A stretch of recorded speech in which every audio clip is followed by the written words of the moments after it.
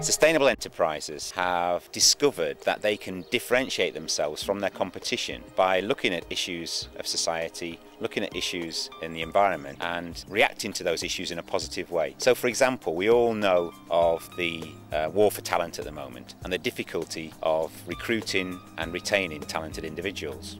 An organisation that recognises that issue and responds to it by creating a workplace where people actually enjoy coming to work, where they're engaged with the working environment, is more likely to attract and retain those individuals than an organisation that is just purely profit-based. So what we have to identify is why a business would want to become a sustainable enterprise.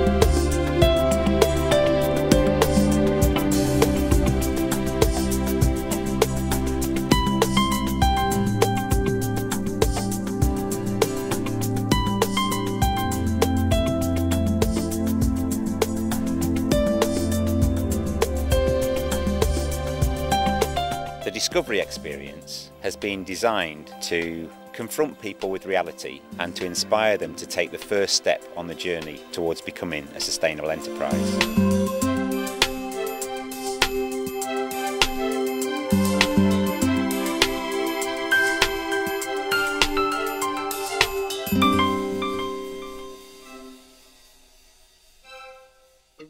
With the Discovery experience and the one that we're running here in Thailand, it's about really helping people to see for themselves the environmental and social impacts that we're having in Thailand. And it's a case of a lot of people, you see things on the television, in the media, in the press, and you read about it. And this is about going and actually seeing and experiencing and talking to people who are affected by issues like global warming or pollution. To really feel for them what it is that's going on and why, and to think about, having seen that, what that means to us in terms of how is that relevant to us within a business situation, and learn from that. Experience is structured into 3 parts. So the first part is reality. In reality, that's where people really experience the reality of social environmental issues. They experience it, they see it with their own eyes, they go and visit communities, they talk to people who are being affected by certain issues. On day 1 of the Discovery experience, we took the delegates to Mataput in Thailand to see an industrial estate that had a toxic waste dump.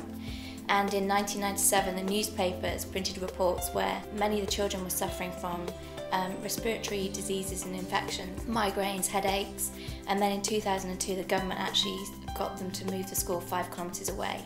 So we took the delegates to the school to have a conversation with some of the children and see how they felt.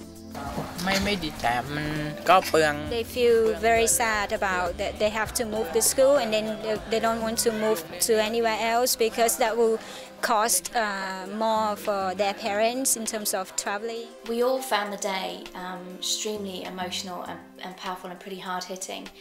We spent some time at the end talking about how it made us feel.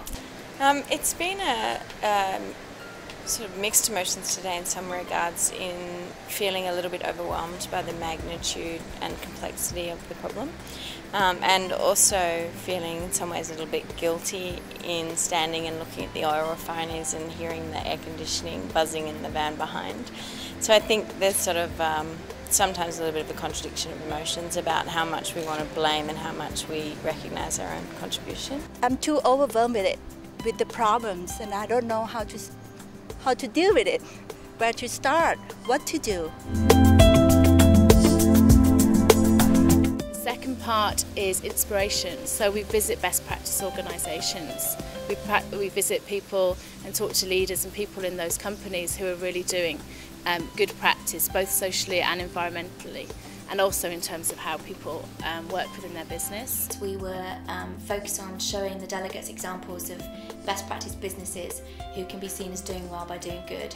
We looked at lots of different examples, but one of which was the Everton Six Senses Resort and Spa, who are focusing on environmental sustainability as a key differentiator from their competition and a way of attracting higher paying customers who are looking for a unique experience. The staff at the Everton were really motivated and friendly, happy, and a real example of attracting and retaining talent. Honestly, at first I think, is this real or is just like a PR for a company, you know, to promote the resort?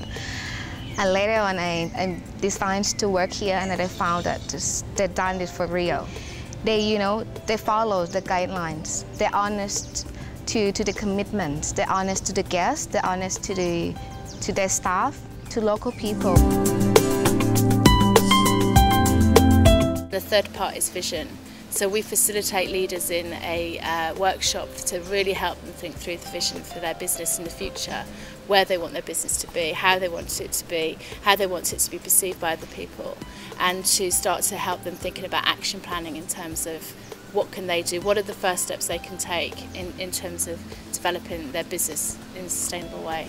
On day 3, which is a vision workshop, we were giving delegates an opportunity to have conversations about what they'd seen and how they felt about what they'd seen, but more importantly about how they could use the best practice examples and the way that they've been inspired to commit to action back in the organisation and improve what they're actually doing as businesses, to be more focused on sustainability, but also to improve performance. I think it's about raising awareness. I mean, we need to know what the problems are, and to see it on that level, and on a personal level, and how it's affecting communities. I think raising the awareness is the important thing. Right now I feel as though I can make a commitment to some action to make a difference. Just being hit by the level of pollution at Map Ta Phut and smelling the air and seeing the flames and witnessing the just devastating pollution that's happened there. And then the fact that nobody's really taking any responsibility for it, and it's just been brushed under the carpet and hasn't been dealt with. That was the most powerful thing for me.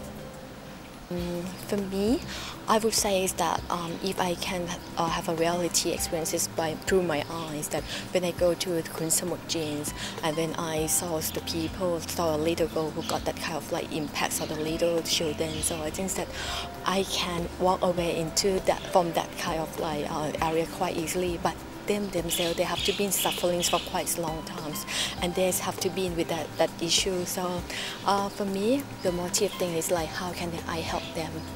Upset and disappointed with my country, because this is my first time to see the things serious like this.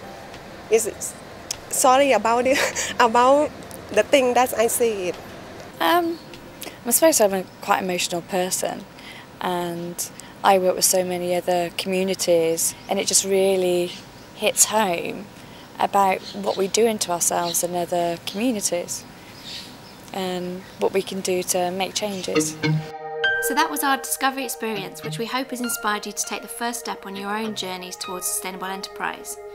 The Discovery experience is just one part of a 6-step process for business transformation.